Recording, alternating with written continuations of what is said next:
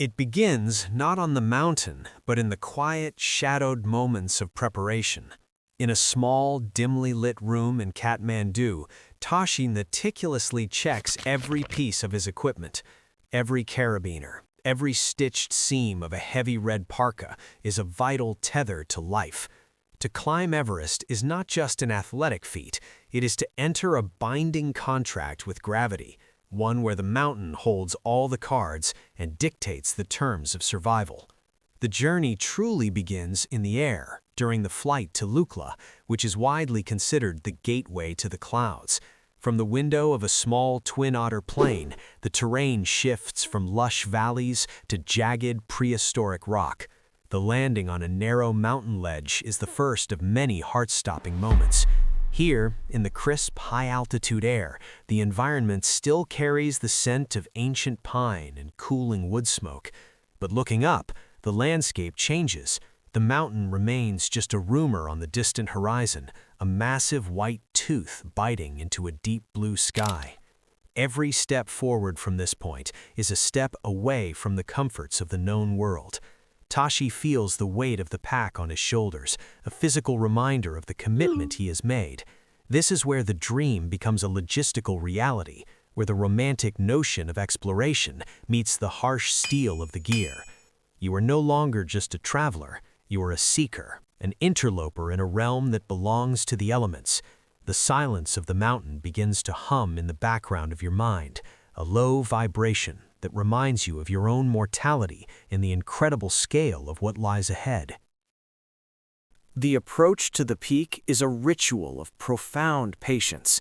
You hike for many days through vibrant rhododendron forests and across swaying suspension bridges that span rushing glacial rivers. Slowly, the greenery fades away, replaced by the stark beauty of gray rock and eternal white ice.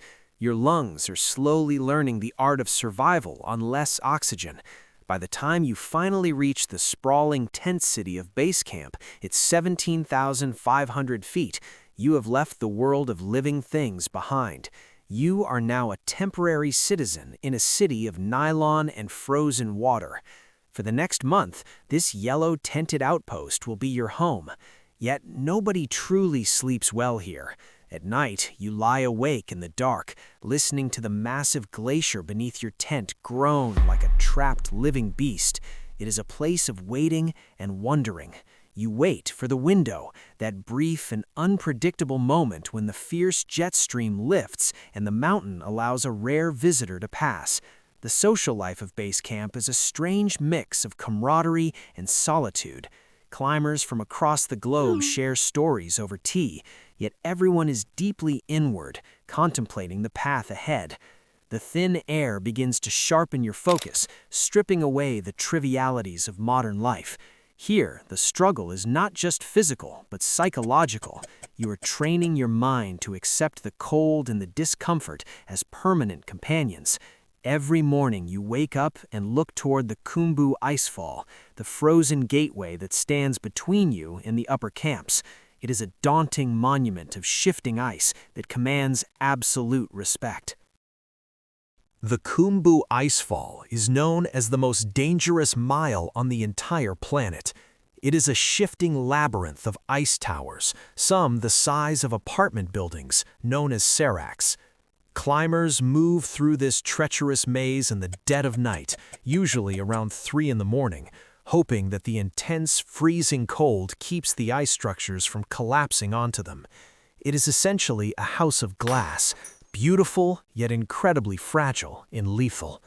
You clip your carabiner to a thin nylon rope and tentatively step onto a metal ladder that is suspended over a 1,000-foot deep blue void. In the two-dimensional silence of the high mountain night, the only sound is the rhythmic clack-clack of your metal crampons striking the aluminum rungs of the ladder. You must fight the urge to look down. Your entire world narrows down to the small circle of light cast by your headlamp and the heels of the person moving directly in front of you. Every crack and groan of the ice beneath you sends a jolt of adrenaline through your system. It is a test of nerves as much as a test of balance.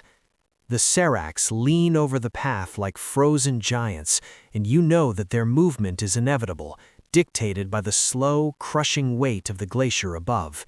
Speed is your only defense here, yet the thin air makes every movement sluggish and exhausting.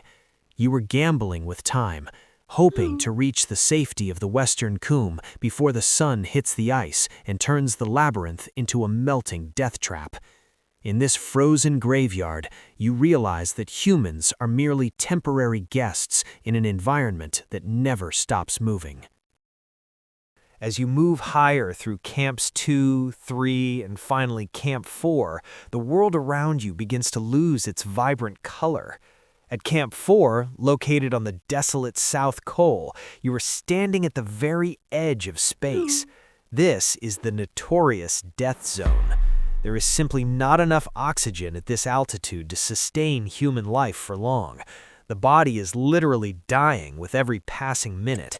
Every single movement, from zipping up your jacket to melting a small pot of snow for water, requires a Herculean effort that leaves you gasping for breath. Your mind begins to play strange tricks in the thin atmosphere. You might feel a profound sense of detachment, as if you were a phantom watching your own body from a distance. The bright red of your parka becomes the only spark of life in a monochromatic world of bruising grays and blinding, soul-searching whites. The wind here is a constant physical presence, a white haze that whips across the barren rocks and nylon tents. Sleep is an impossibility. You are merely existing in a state of suspended animation. Your appetite disappears, and even the simple act of swallowing feels difficult. You are stripped down to your most basic elements, your personality fading away as you focus entirely on the next breath and the next heartbeat. The thin air makes the stars above look sharper, closer, yet the earth below feels like a distant memory from a different life. You were preparing for the final push, knowing that your time at this height is strictly limited by the biological reality of your own lungs. The final summit push begins in the total darkness of the midnight hour. Looking up and down the mountain, you see a thin line of glowing headlamps moving upward like a slow, glittering galaxy across the frozen face of the peak. By the time you reach the vertical rock of the Hillary Step, you are far beyond the limits of normal exhaustion. You are moving now on pure, raw instinct. To your left, there is a staggering 8,000-foot drop into the valleys of Nepal. To your right, a terrifying 10,000-foot vertical drop into the plateau of Tibet. The ridge is impossibly narrow, and the wind has become a physical weight pushing against your body. The oxygen in your tank is slowly hissing away, a countdown of your remaining time in this realm. This is the place where the human spirit either breaks under the pressure or transcends into something new. Every step is an internal battle, a dialogue between the part of you that wants to survive and the part of you that wants to reach the top. Your vision narrows until the world is just the ice immediately in front of your goggles. The cold is no longer something you feel, it is simply the state of the universe. You are clawing your way up the roof of the world, using ropes that have been weathered by storms and sun. The atmosphere is so thin that the sky above turns a dark navy blue, almost black. Your heart is pounding against your ribs, a frantic drum in the silence of the high altitude. This is the ultimate test of human willpower, where every fiber of your being is screaming to stop, yet your spirit finds the strength to take one more agonizing step. And then, quite suddenly, there is nowhere higher to go.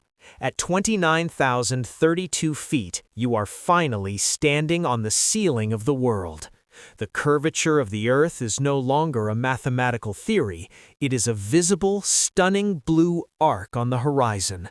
The wind, which was so violent and chaotic just a few hundred feet below, seems to hush in a strange sign of respect.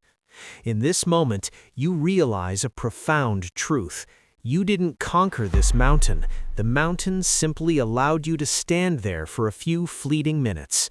Looking down at the peaks that once seemed massive, they now appear as mere ripples in the white fabric of the Himalayas. You feel a strange mixture of immense joy and crushing weariness. Tashi stands alone for a moment, the camera panning 360 degrees to capture a view that few eyes will ever see in person. The air is thin and holy, a bridge between the earth and the heavens. You take one last deep breath of the freezing atmosphere, internalizing the silence and the scale of the world. But the summit is only the halfway point. The journey home is just beginning, and the mountain still holds all the cards. You begin the long descent, carrying the perspective of the ceiling of the world within you forever.